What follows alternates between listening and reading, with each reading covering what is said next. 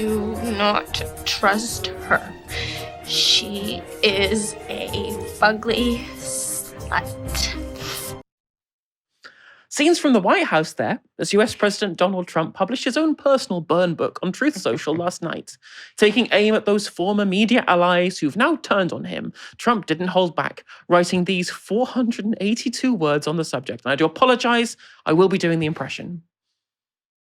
I know why Tucker Carlson, Megyn Kelly, Candace Owens, and Alex Jones have all been fighting me for years, especially by the fact they think this is a wonderful for Iran, the #1 state sponsor of terror, to have a nuclear weapon, because they have one thing in common: low IQs. They're stupid people, they know it, their families know it, and everyone else knows it too. Look at their past, look at their record. They don't have what it takes, and they never did. They've all been thrown off television, lost their shows, and aren't even invited on TV because nobody cares about them. They're nut jobs and troublemakers, and will say anything necessary for some free and cheap publicity.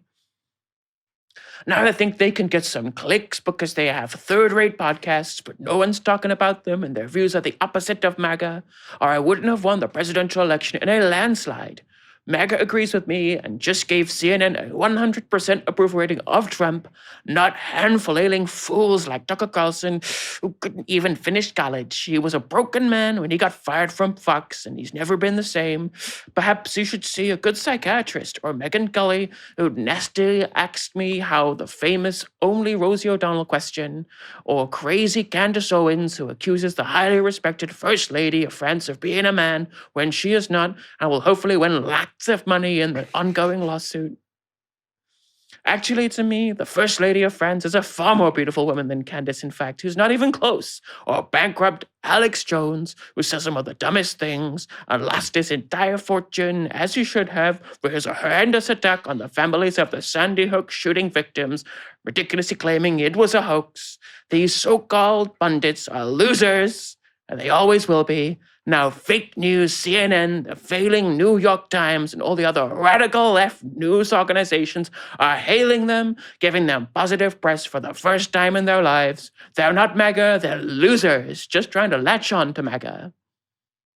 As president, I could get them on my side anytime I want to, when I call. I don't return their calls because I'm too busy on the world and country affairs, and after a few times they go nasty, just like Marjorie Traitor Brown, but I no longer care about that stuff. I only care about doing right for our country. MAGA's about winning and strength and not allowing Iran to have nuclear weapons. MAGA is about making America great again, and these people have no idea how to do that, but I do, because the United States is now the hottest country anywhere in the world.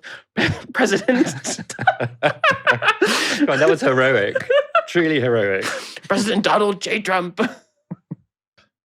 Carlson, Kelly, Owens, and Jones all built enormous MAGA audiences by supporting Trump, though all have gradually turned on the president, mainly over his broken pledge to end foreign wars.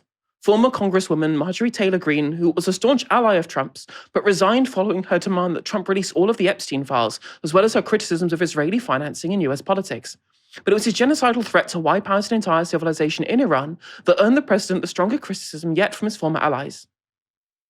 Now, as you can imagine, that post did not go over well with the Iranians, or with many Americans. I mean, I don't know about you, but I am sick of this shit. I'm sick of it. Can't he just behave like a normal human? I mean, honestly, like the president, 3D, yes, shut up. Fucking shut up about that shit. And so unless somebody puts the brakes on right away, we're going to wind up in a place that we can't even imagine. Not just Iran, us and the rest of the world. And so that means, because this is obvious to anyone who's paying any attention, that if you work in the White House or in the U.S. military, now it's time to say no, absolutely not. And say it directly to the president, no. In case you're thinking about using some weapon of mass destruction against the population of Iran, in whose name we liberated Iran, we killed their religious leader for their benefit. Do you remember that? This was last month. Those people who are in direct contact with the president need to say no. This is a huge black eye to the United States. I'm glad that Trump didn't engage in increased war crimes or, quote, destroy entire civilization. But this thing, 39 days in, is a total and complete disaster, and we have been right about it. How can any person that is mentally stable call for an entire civilization of people to be murdered, to be wiped out, to never come back again? That's what the president called for. And that shows that there's serious instability. God, it's a real kind of whiplash hearing the person who once talked about Jewish space lasers sounding, incredibly cogent on the issue of like crazy tweets out from the president calling to wipe out entire civilizations. Real whiplash. Now, for her part, Candace Owens posted this following Trump's threat. The 25th Amendment needs to be invoked. He's a genocidal lunatic. Our Congress and military need to intervene. We are beyond madness.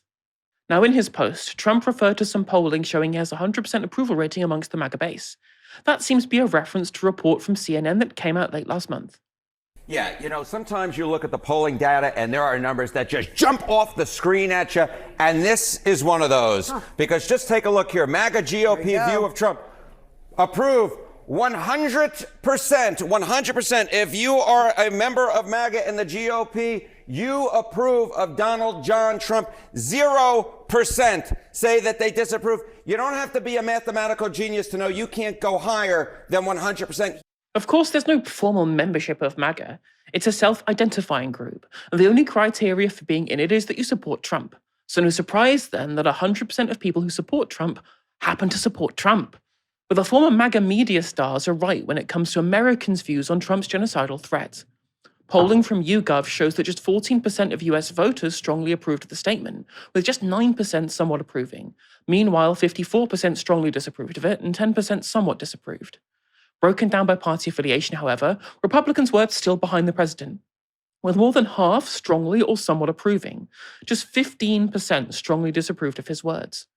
But Trump's general approval ratings have never been worse. He now stands at -20, far worse than his approval ratings at this point in his first term. That's the line in orange, and significantly below where Joe Biden stood at this point just 4 years ago. So the critics that Trump targeted seem to be in line with the public mood in the United States, something that the president and his administration are likely to be very worried about as they go into the midterm polls later this year. Some of those that Trump attacked in his post have responded. This was from Candace Owens. It may be time to put Grandpa up in a home. I supported the old Trump that got so many good things done.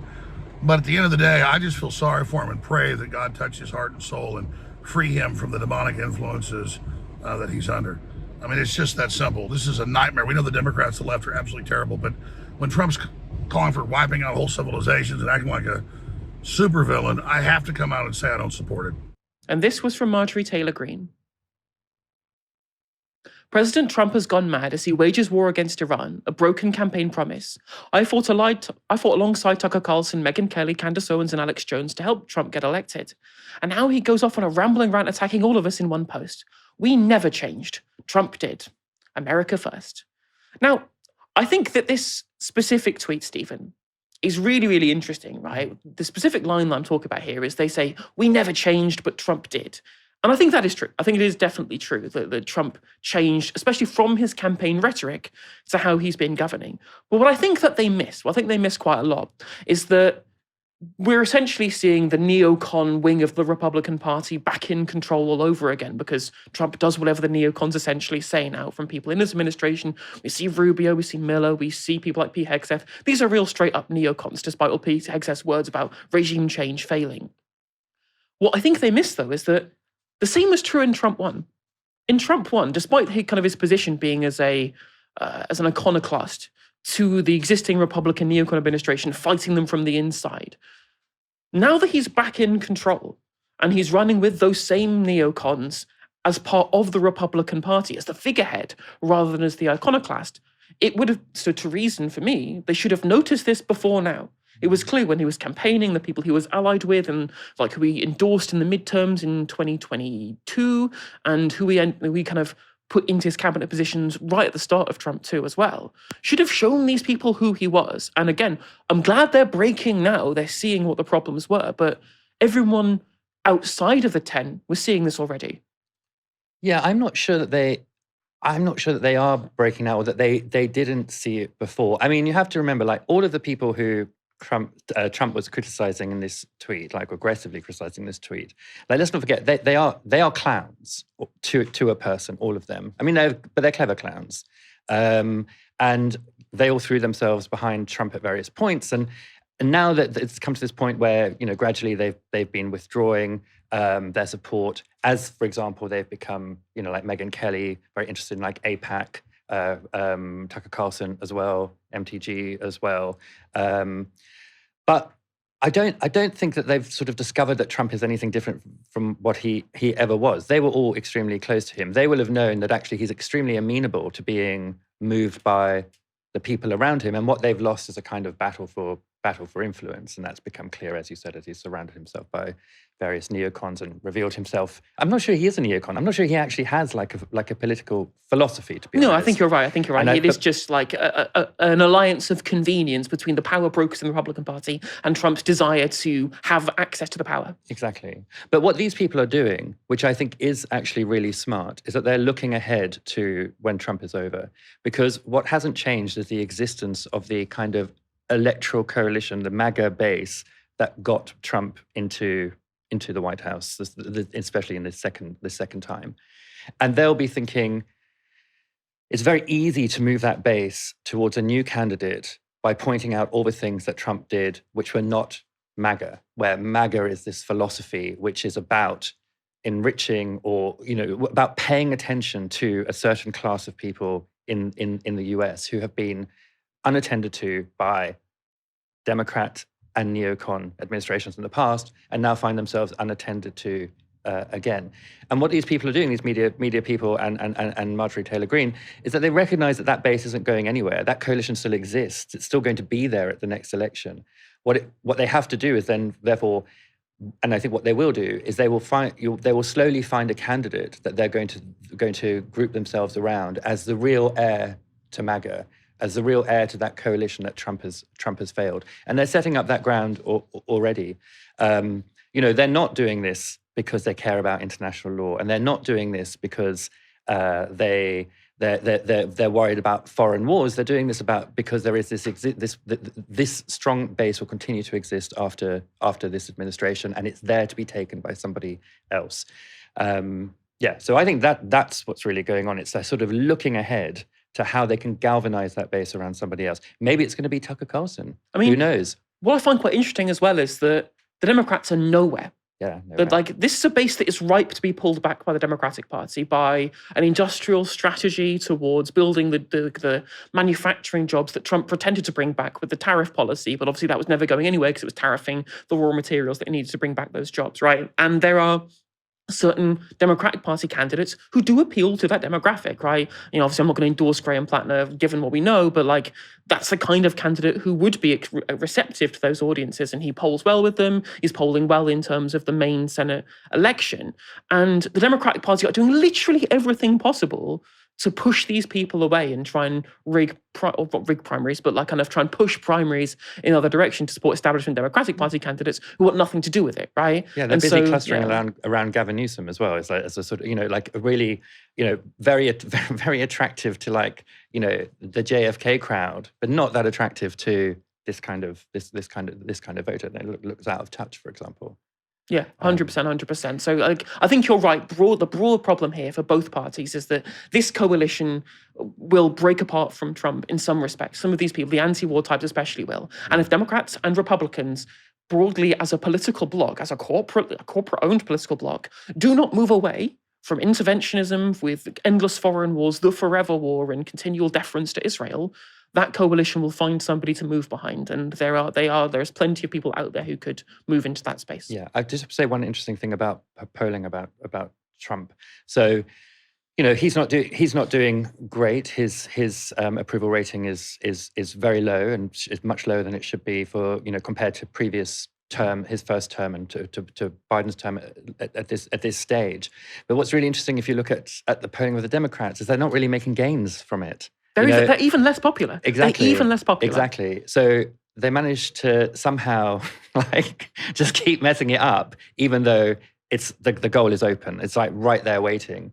And they're just making no ground, except with particular candidates speaking to the particular communities that they come from, like Mamdani, for example. Yeah. Democratic candidate, the Democrats are just not.